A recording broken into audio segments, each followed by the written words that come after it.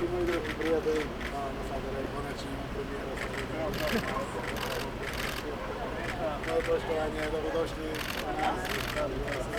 Vlade, komisije, nekoliko.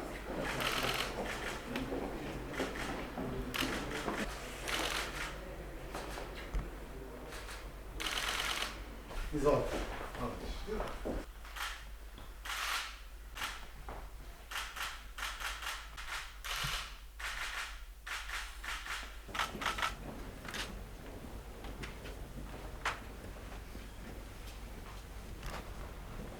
Ja.